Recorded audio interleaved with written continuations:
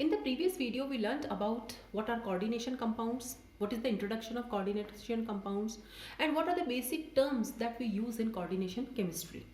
Okay, that is the terminology part. Now today in this video, we'll discuss about IUPAC nomenclature of coordination compounds. Okay, and in the board examination, definitely a question comes that write the IUPAC name of these compounds. So some complex compounds will be given to us and we have to write the IUPAC names. Now there are certain set of rules which we have to follow while writing the IUPAC name. The first rule is whatever is there, cation is named first, then anion. Whatever comes first is cation, that we have to name first, and afterwards the name of anion is written. So cation is named first, then the anion. For example, sodium chloride. Now sodium is cation, so it is named first. Likewise. The second rule is in the complex ion means in the bracket, ligands are named first, then the metal. So first we'll write the names of ligands and then we'll write the name of metal. And how ligands are named? In alphabetical order, irrespective of the charge. Whether the ligand is anionic, whether the cationic, we'll write the name of ligand in alphabetical order irrespective of the charge. Now the next is numerical prefixes like bi, tri or bis, tris. Now bi, tri, we know that suppose if 2 ligands are there, we'll use bi. If 3 ligands are there, we'll use tri. But sometimes the ligands also have number in them. For example, ethylene diamine. Now ethylene diamine has a number in itself. So instead of bi or di, we'll use bis or tris. Okay, so numerical prefixes are used to indicate the number of ligands. The next is if the complex is anionic, the name of metal ends with 8. Okay, otherwise the name of metal is written as such, followed by oxidation number in Roman numbers. Okay, so these are the set of rules which we follow while writing the IUPAC name of any coordination compound. Okay, now we'll discuss some examples that how to write the name. But before discussing some examples, one important thing is left, that how to write the names of ligands. Okay, so there is one table that contains the names of all the ligands. Okay, and we have to learn that table. Now this table contains the names of negative ligands. So this is fluorido, chlorido, bromido. Now NO2 minus is nitrito N, ONO minus is nitrito O. Now this is sulfato, this is hydroxo, CH3CO minus is acetato. Now CN minus is cyano, SCN minus is thiocyaneto, then peroxo, O2 minus is oxo, N3 minus is nitrido. Now this is azido, phosphido, hydrido. Now CO3 2 minus is carbonato, NO3 minus is nitrato, NH2 minus is amido, NH2 minus is imido. Now ClO3 minus is chlorato and S2O3 2 minus is thiosulfato. So these are negative ligands. Now these are the neutral ligands. Now these neutral ligands are having a lone pair of electron which they donate to the central atom. Now the first is NH3. NH3 is named as amine. This is H2O which is named as aqua. It is NO which is named as nitrosyl. It is carbonyl. PH3 is named as phosphine. C5H5N is pyridine. C6H5O3P is triphenyl phosphine. So this is how the neutral ligands are named.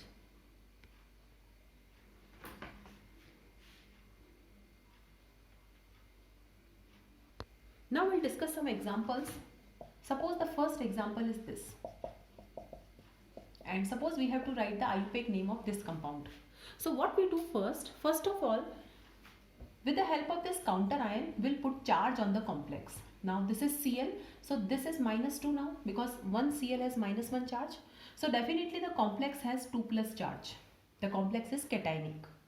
And with the help of this charge, we will find out the oxidation state of central atom. So the first thing is oxidation state of central atom we have to find out. Now how to find out the oxidation state of central atom? So this is X. Now ammonia is neutral ligand, so 6 into 0 is equal to +2. So X equal to +2. So what is the charge on cobalt ion? It is +2. Now how to write the name? So first of all, cation is named first, then anion. Now what is my cation? This bracket is my cation. and inside the bracket first ligands are named. So what is the ligand? Hexaamine. Okay, first letter is capital, other letters are small without any gap. So hexaamine, now cobalt. Okay, oxidation state is +2. And what about the counter ion? Counter ion is chloride. Okay, so counter ions are named as such, although there are 2 chloride ions, but still we'll write chloride only, will not write dichloride. So the numerical prefixes bi, tri, they are not used for counter ions, they are only used for ligands. Okay, now the next example is, suppose we have to write the name of this compound. Now this is +3 and this is -3. Okay, now this is X. 6 into -1 is -3. So X equal to +3. So first we'll find out the oxidation state of central metal. And for this we must know the charges on the ligands. Now here cation is potassium. So first we'll write potassium. Okay, we'll not write tripotassium, we'll write only potassium. Now ligand, hexacyano. Okay, now inside the bracket first ligands are named. So potassium, hexacyano. Now this is iron, but since the complex is anionic, so we'll use ferrate. Okay, in the rules we have learned that if the complex is anionic, the name of metal ends with ate.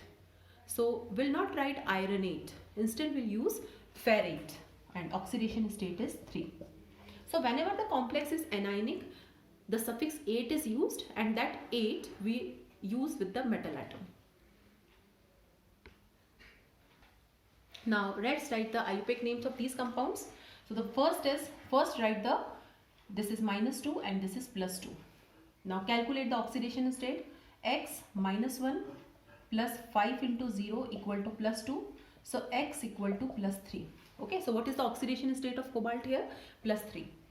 Now we'll write the name of positive thing first. Positive is complex ion, and inside the bracket we first write ligands.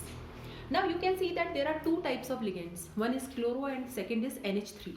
So first we'll write the ligands in alphabetical order. So it is pentaamine. Okay, we'll consider A of amine. So pentaamine is written first, then chlorido. So pentaamine, chlorido, cobalt, 3 chloride. Okay, now you can observe one thing, that for ligands we use chlorido, but for counter ion we used chloride only. So this O, that is negative ligands, ends with O, but counter ions are named as such. The second thing, now this is +2, this is -2. Okay, so oxidation state of zinc will calculate. So X -4 equal to -2, so X equal to +2. Now first we'll write potassium. Okay, so potassium will mention first. Now first ligands, so tetrahydroxo. Now since the complex is anionic, so we have to use 8, so zincate 2. Okay, now here -1 and +1, oxidation state of cobalt. X -2 plus 2 into 0, En is neutral ligand, is equal to +1, so X equal to +3.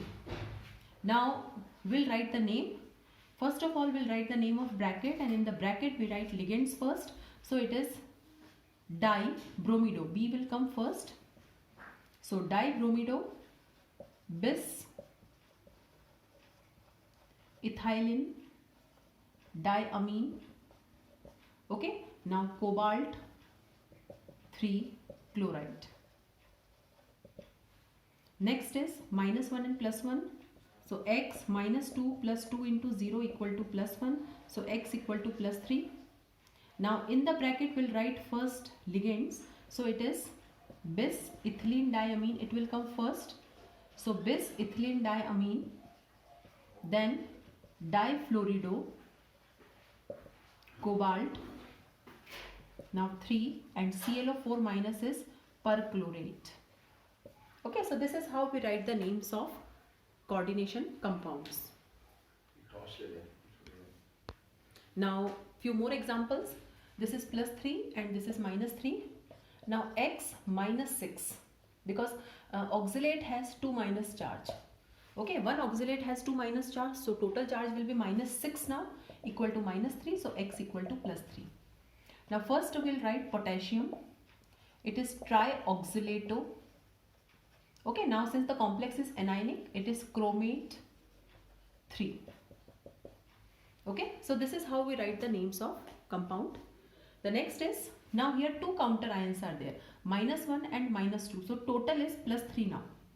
So it is X plus 0 equal to +3 because ammonia has 0 charge.